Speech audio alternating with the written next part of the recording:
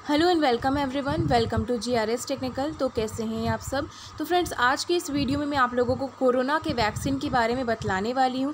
तो आज के इस वीडियो को बिल्कुल लास्ट तक देखिएगा। वीडियो अच्छी लगती हो तो इस वीडियो को लाइक शेयर सब्सक्राइब ज़रूर करिएगा। तो चलिए बिना समय आज के इस वीडियो को हम स्टार्ट करते हैं।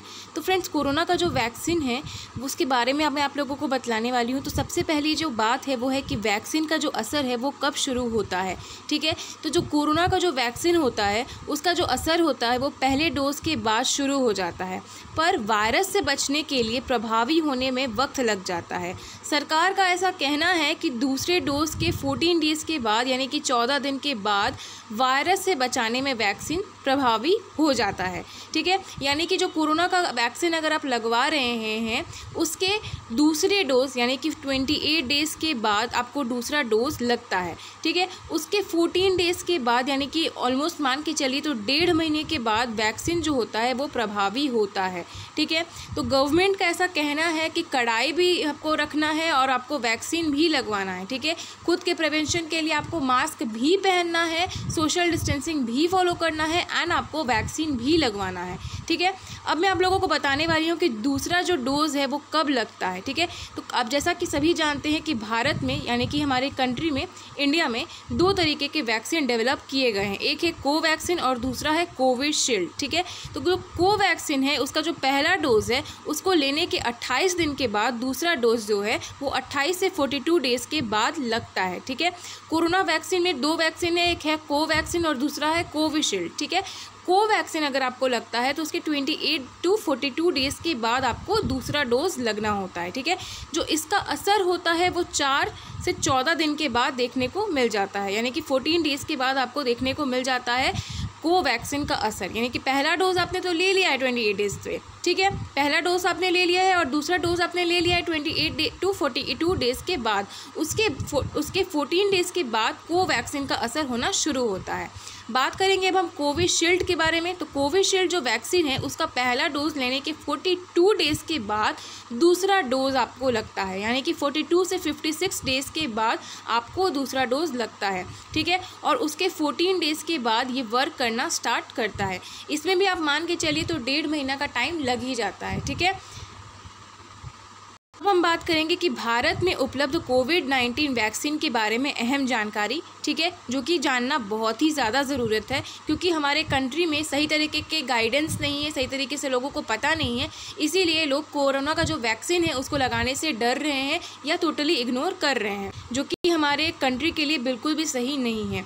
ठीक है, तो जो कोवैक्सीन है वो उसको किसने बनाया है, तो ICMR भारत बायोटेक ने मिल करके ये कोरोना का वैक्सीन बनाया है। हैदराबाद में ये कोरोना की ये वैक्सीन बनी है कोवैक्सीन। ठीक है, बात करेंगे अब हम कोविशील्ड के बारे में। तो ये जो कोविशील्ड जो वैक्सीन है वो ऑक्सफोर्ड एस्ट्राजेनेका ने बनाई है। ये पुणे में सीरम इंस्टीट्यूट ऑफ इंडिया के द्वारा बनाई गई है। ठीक है, यानी कि जो कोविशील्ड है उसको पुणे में डेवलप किया गया है और जो कोवैक्सीन है वो ICMR के द्वारा डेवलप किया गया है, जो कि हैदराबाद में बना है। ठीक है, बात करेंगे अब हम वैक्सीन के बारे में कि वैक्सीन टाइप क्या है। तो ये जो वैक्सीन है कोवैक्सीन, ये आप देख सकते हैं कोवैक्सीन जो है वो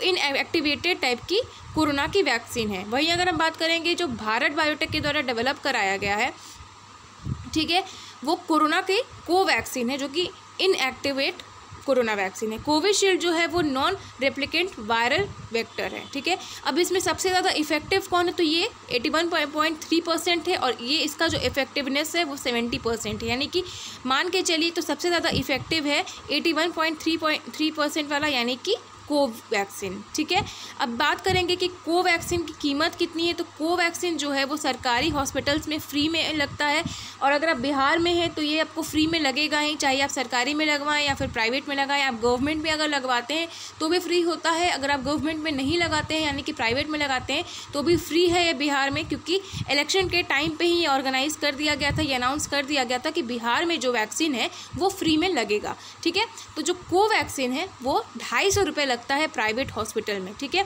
बात करेंगे अब हम कोविशील्ड के बारे में। तो ये भी ये भी जो वैक्सीन है वो सरकारी हॉस्पिटल्स में फ्री में लगता है और प्राइवेट हॉस्पिटल्स में 250 रुपीज़ यानी कि 250 रुपये पे करने के बाद पर पर्सन लगता है। अब बात करेंगे साइड इफ़ेक्ट्स के बारे में, जो कि जिससे लोग काफ़ी ज़्यादा डर रहे हैं कि अगर हम वैक्सीन लगा देंगे तो हमारा क्या होगा, हम बचेंगे या नहीं बचेंगे।